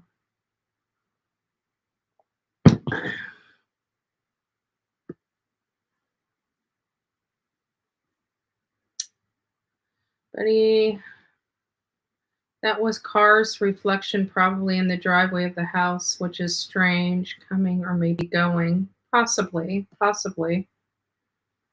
Heather Ann says, does the university give parking passes to the students? I do know that while I was there, now this area that these children were slain in is off campus. So there's no permits required. Now on campus, you've got to have a permit. In front of the sorority house, that was magenta, the magenta color parking pass. So they actually had a color coding system in this community for those parking passes of where people needed to park or should park or were allowed to park. It was based upon the color of your parking pass. So for example, again, when it came to the fraternity was in a magenta color area. So people that had magenta parking passes could park there. The only reason why I know that is because I parked there without a parking pass, and I remember looking up there and it said magenta on it, magenta color parking passes, so could park there. Law enforcement didn't bother us. They knew we were there as media and, taking footage and stuff of that nature. So again, and it was also the holiday weekend, so there's a lot of open parking everywhere around there. I think the parking passes are definitely primarily when kids are in school and they need a place to park and it could potentially be a lot of parking, a lot of people parking. So you got to have make sure you're parking in the right area. So if that explains the parking stuff. I was happy to see everyone and to be here for the live stream. Thank you, Los. It's nice to see you. Always happy. Watch MGL, Justin, and the crew. Blessings to you and everyone here. Oh, thank you. That's so sweet. Oh, God bless you. I always like to read the nice, sweet, messages. It's always so nice. But JCL couldn't have done it through, though, because they said DNA was found and couldn't find it in CODIS. He would have come back in the system. Well, you know what? This is, Caitlin, yes and no. Yes and no. His conviction was in 2007. And yes, you would think that would be in, and it should be in. But I know that these places are so far behind, especially in DNA, like their cases take precedent over these folks in jail. That's why there's been a lot of people that, are just getting processed into CODIS, and they were from years and years ago. It takes a while. It takes a while. Does it mean it should take this many years? No, it doesn't. But could it? Yeah, it could. It may very well not be that James gentleman. I don't think it is. I think it's somewhere a little closer to the kids, somewhere a little closer to the age group. And as I said earlier in this show, that the James Leonard guy that everybody's talking about, unfortunately, is almost 40 years old, and outside of whom I think the age group would be for this assailant. So if it was him, again, I want whoever did this crime to be brought to justice. But according to, my thoughts and theories of who this person would be, this James Leonard is much older than the person that I think is responsible for this crime. So, if it is him, let's bring him to justice, whether he matches my personal criteria, my theory of who it would be or not. But again, I think we're going to find out that this person is more college aged, 20 something, that did this despicable act. The reason why I say that is because it seems to always be a 20 something. Anyways, this day and age, it seems like we have a lot of angry people out there in the world, and they all happen to be around 20 something, in my opinion. That's just my opinion. Let me see if I got the interview, because Olivia did that one, and I remember doing something similar to that, but I don't remember when it was. But I guess it was, this is nighttime.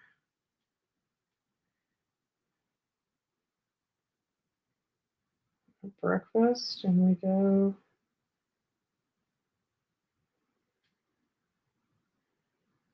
Okay, so it must have been it. That's such a pretty picture. I love that picture. That needs to be like the next holiday Christmas card I do. That's going to be it. Like, I love that view. That view is just beautiful. We don't get a lot of beautiful moments, but when we do, it's nice. Oh, and then this was on the way home. I was driving back to get to the airport, and this is an old rustic truck in the snow with American flags on it. It's literally covered in the snow. So it was it was almost like art, art sticking out of the snow. So I stopped and took a picture of it.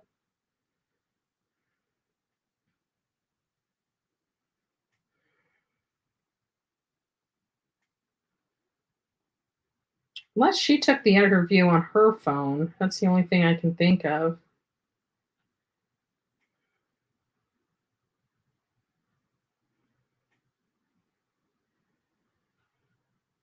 Unless we took it earlier than I thought we did.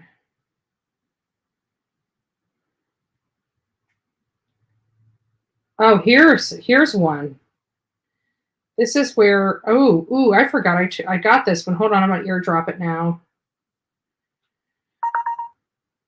I forgot about this. This is when we were outside of the Corner Club when we went to where the food truck was. So what a great video. And that's the one thing I like about the iPhones, I have to be honest with you, is the crystal clear video. But I hate the fact you can't turn the camera. My Samsung, if I'm walking down the road and actively recording, I can turn the camera toward me and I can flip it back to the front. The iPhone, I can't. It drives me nuts. I'm a video person. I've got to have my video. But here, look at how beautiful that is. That's a great quality video. Hey guys, I just wanted to tell you, we just left the Corner Club and we wanted to see, the Corner Club is right down here, and we wanted to see where the Grub truck was. This is the blue building we saw behind in that thing. This is at 318 South Main Street. This, where the cars are, right here, is where this Grub truck was. There's the bench, and here is the area. This right here is the area where the girls left this way, and the boy with the white hoodie went that way. So let's see what's around this corner where the dude in the white hoodie went.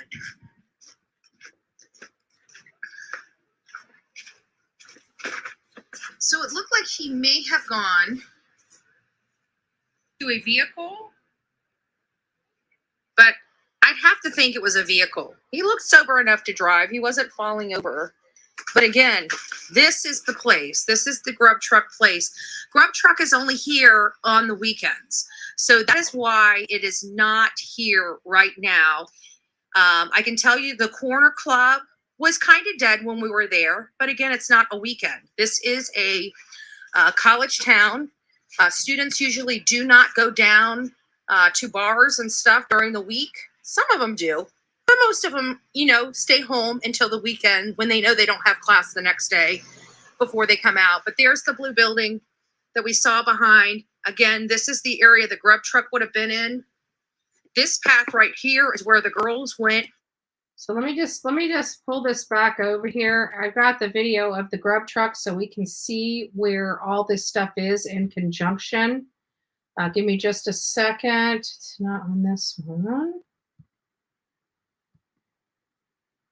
There it is. Here it is.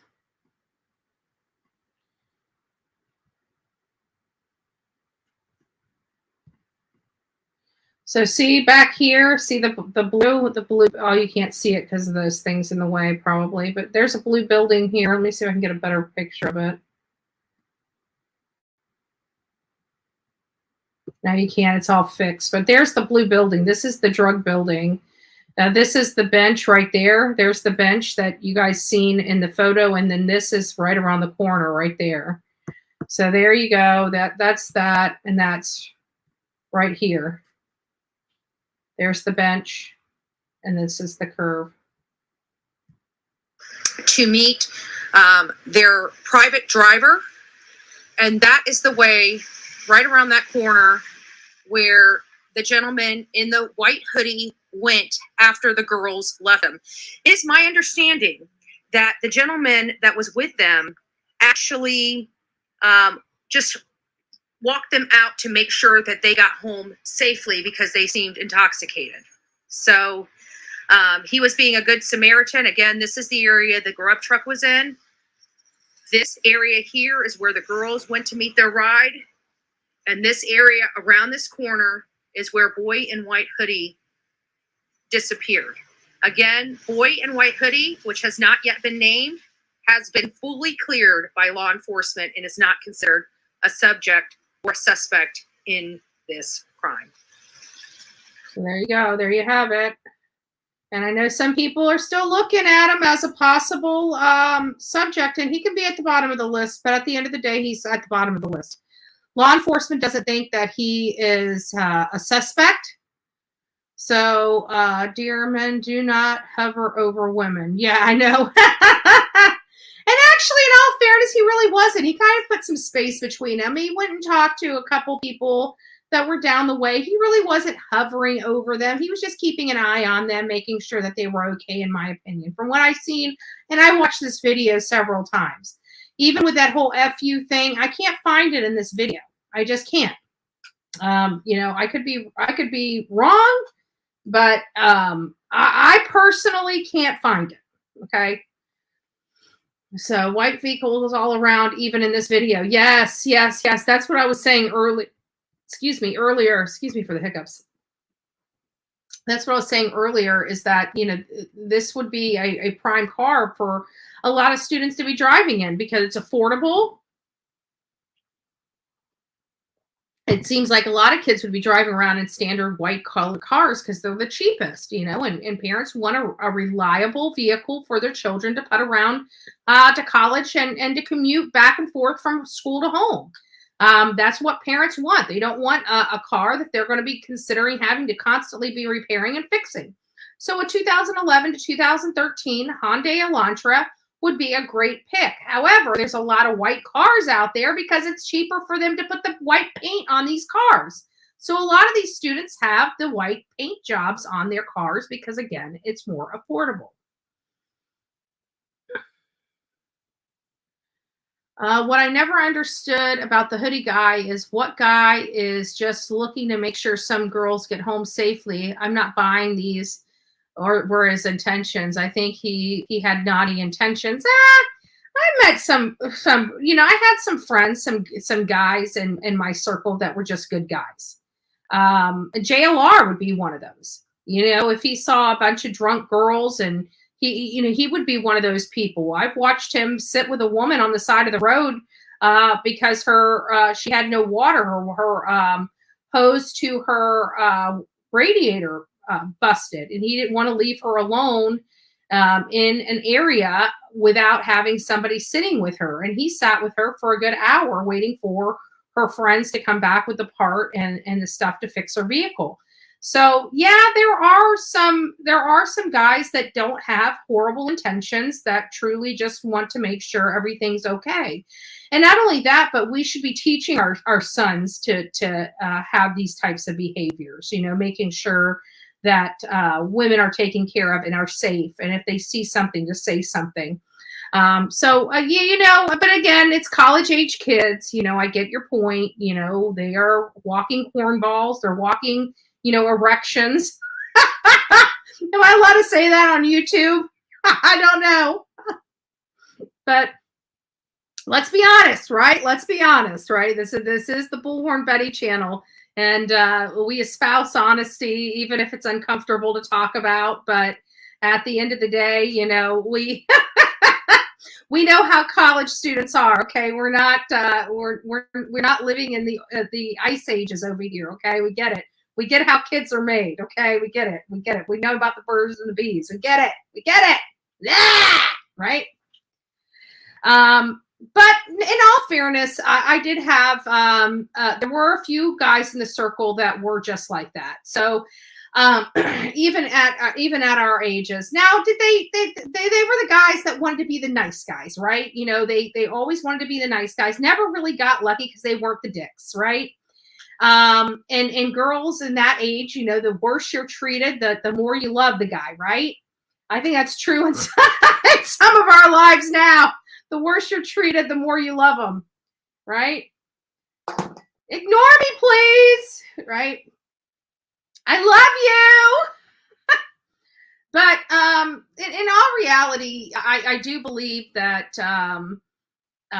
there are some nice kids out there. They're very shy kids, the ones that never get lucky, that always wants to get lucky, but it's just too, they're the nice guys. They want to get lucky for being the nice guys, and high school is not the place where you get lucky for being the nice guy. I'm just saying, okay? Yeah, so just keep being the nice guys. We don't want you to change, you just understand your role. Understand your role, depending on knowing your self-worth. Yeah. But I don't want to dog all guys because, at the end of the day, there are some good people out there that do good things for others and do good things because it's the right thing to do, not because there's some hidden agenda. And yes, it does happen in some college kids. Okay, not all of them. I get it. Did this kid have unhealthy intentions? Did he want to get lucky? What college kid doesn't? Okay, let's be honest. What college kid doesn't? What college age boy does not aspire to get lucky? Okay, they're not going out and spending their last $20 at the corner bar to go home without talking to somebody or giving their phone number to someone. Okay, let's be honest. Let's see what we got here. JLR. Oh, thank you. Yes, JLR. Like, share, and subscribe. For the record, Jonathan Lee Riches, a.k.a. JLR. For the record. He said he was said to have been watching out for the girls, so why was he so quick to walk away from them after they left with their food? Because it sounds to me like they got right into a vehicle. It sounds like they had to go. It sounds like whoever was waiting for him for a significant. We watched them. Like I was still surprised. They kept saying that one heavier set guy kept saying, "Oh well, the girls are trying to grab everything that came out of the kitchen." Well, it's like I'm sorry, but I watched everything going on there, and it looked like some people were going up there paying for their food and getting handed their food. Meanwhile, these girls were sitting there and waiting. Like I was getting annoyed watching them wait so long. So I can imagine if they called for a ride, the ride must have been across the street and were like, "Hey, you guys need to either get in here and go or I'm leaving you." I'd have to think it was something like that at that point. So maybe they hopped in the car. Maybe he actually seen them walk to the car and get inside the car. And that's why he was like, "Okay, see ya."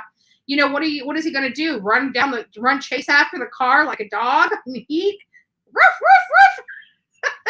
That would have been comical. Then we would kind of be able to say, it might have been this dude, right?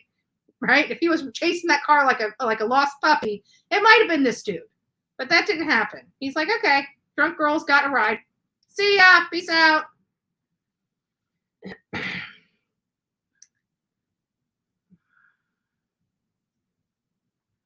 All right, because the girls really look like they like this guy. No way. I don't think it necessarily means that they like them. They walked with him. They were talking to him up until the Grub truck, but he was around. Maybe they were like, let's go. Time to go home. We've had enough fun, right? We've had nights like that where it's like, oh, we've had enough fun. We toyed around with them long enough. Let's go home. Come on, girls. Come on. Don't say you don't know. Come on. Don't be like that.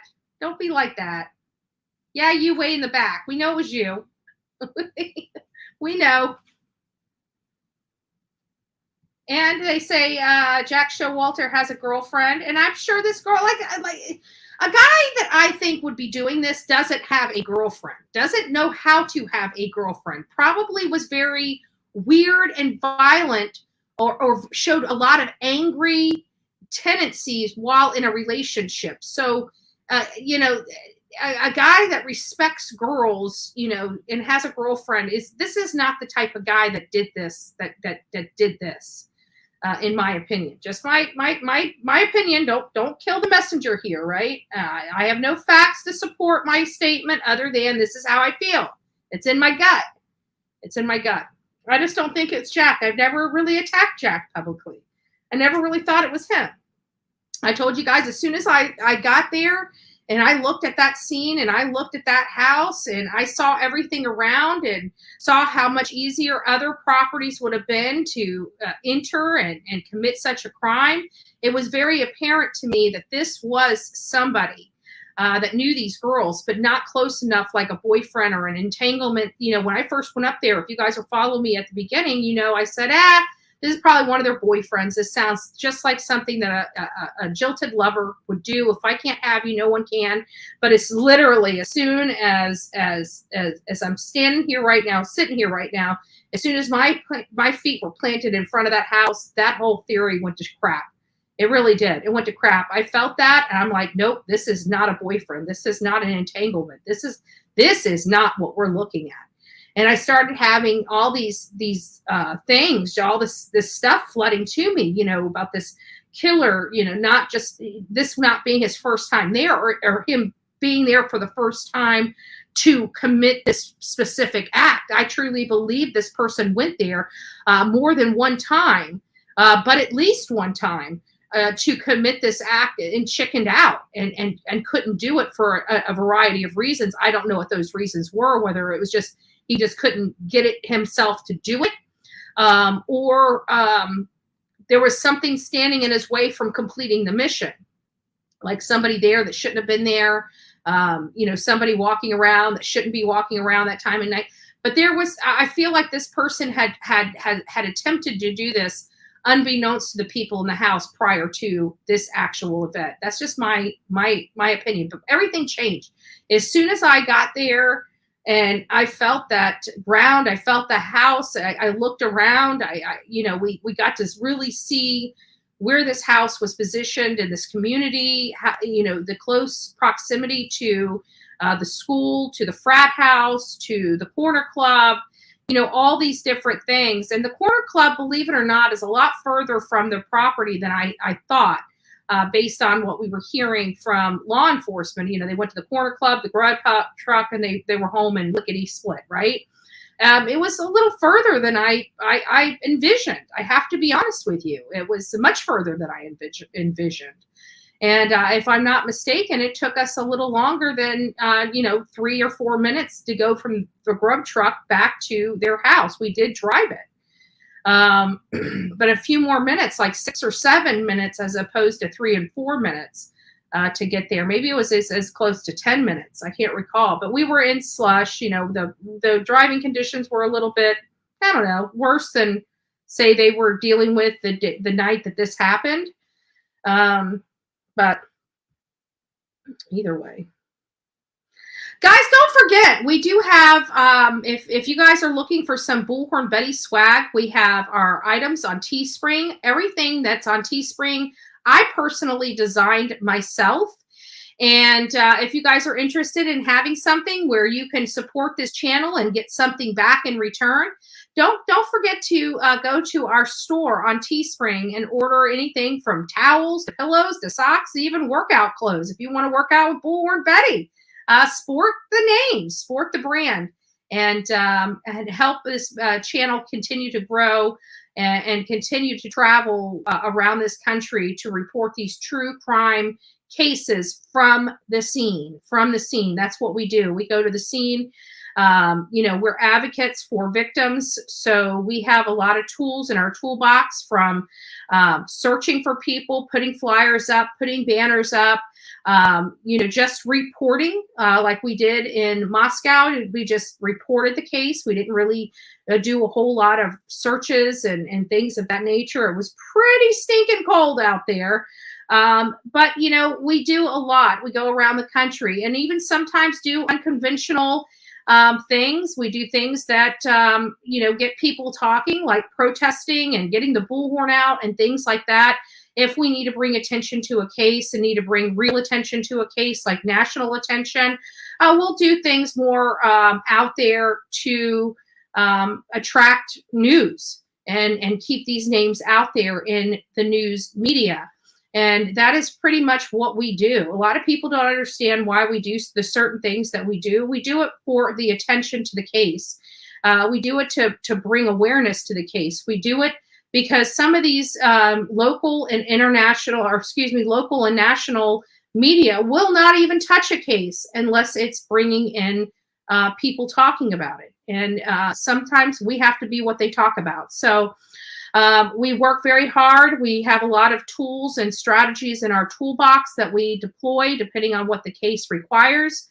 So far, our team's batting average has been pretty stinking good with almost every single case where we benefited some way or the other. And we, if necessary, apply pressure wherever we need to apply the pressure. Sometimes it's the victim's family. Sometimes it's the assailant's family. Sometimes it's law enforcement. Sometimes it's politicians that need to get off their duff and do something. But we do whatever it takes. So a great way to support us is through Cash App, Venmo, PayPal, our Teespring, where you get an item. And then, of course, you have the super chats and super stickers. Lots of great ways to support this channel.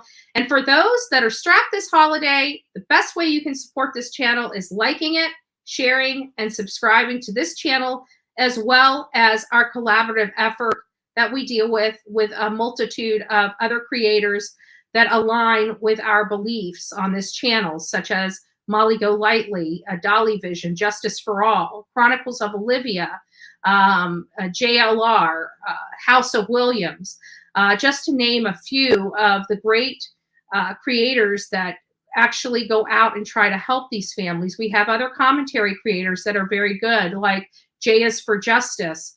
You know, there's Duty Ron. I do enjoy his, even though he's, you know, some people don't. Chris McDonough is another person, but I like Chris McDonough. He does actually get out and go and seek out these families and tries to help them. So just a lot of great people that I definitely support, but the team itself, the collaborative effort, again, is Molly Go Lightly, Justice for All, Chronicles of Olivia, Dolly Vision, JLR, as well as myself, and House of Williams. Just great people, great team. And if you guys haven't gone and supported their channel, please consider doing that. Do it.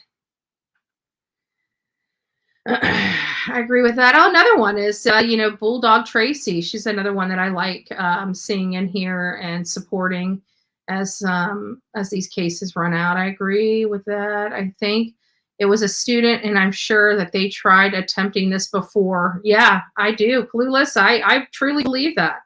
That is truly what I believe. Well, guys, we're reaching the top of the second hour. I just wanted to say thank you all for spending your Friday with me.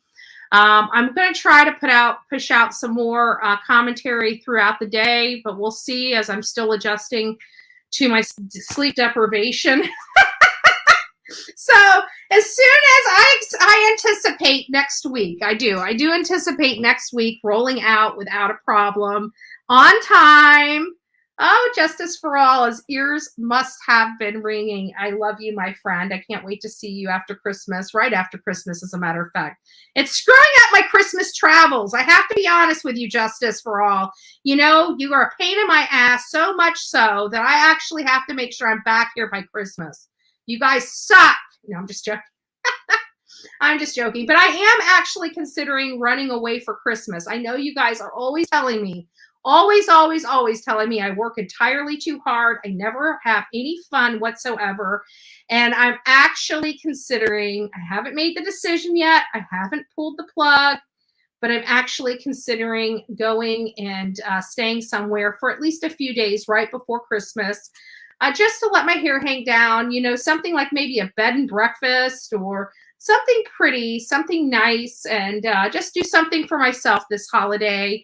My mom's spending time with my little sister. This would be a perfect year for me to kind of get away and do something special for myself this year. So I'm actually considering doing that. So we'll see. We'll see. Maybe by tomorrow I might have some news about me disappearing for a little bit. So we'll see. Anyways, guys, God bless each and every one of you. Thank you for rocking it out with me for a couple hours. If you guys have not gone out and liked this segment yet, please consider doing so. It helps the algorithm, helps getting this videos out, and it helps bring more people to this channel. So God bless each and every one of you. Oh my God, Jackie, thank you so much. God bless you. God bless you. Merry Christmas. Love you, BHB, and your mods. Always do awesome work. Thank you. I appreciate it. Love you too. Love you too. As Steffer says, coffee beans, my coffee beans. I love my coffee beans. But thank you so much for that. And but I will find out. I may pull the trigger and just do something nice for a few days right before Christmas. So, anyways, I hope everybody is enjoying their week. We're going to be starting to do some more stuff, a little festive as we start rolling into. Oh, thank you, Miss Robin. God bless you too. You got to call me. We have work to discuss, lady. We have work to discuss. Thank you. Thank you. God bless you. So, you know, we'll see.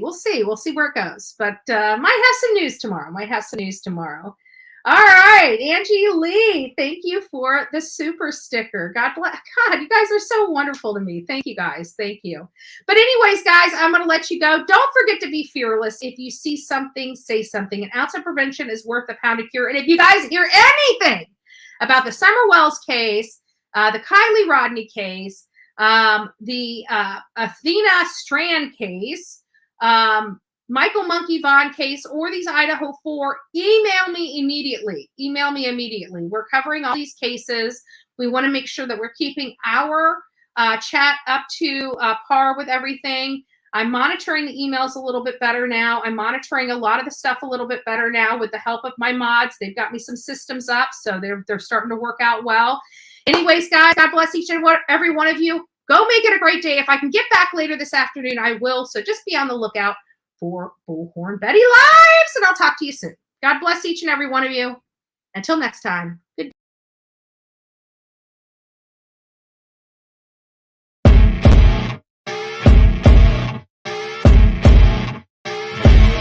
As you wake up in the morning, you want to find the latest, greatest information about criminal cases and have an intuitive conversation about the suspects associated with these cases. Head over to the Bullhorn Betty channel on YouTube.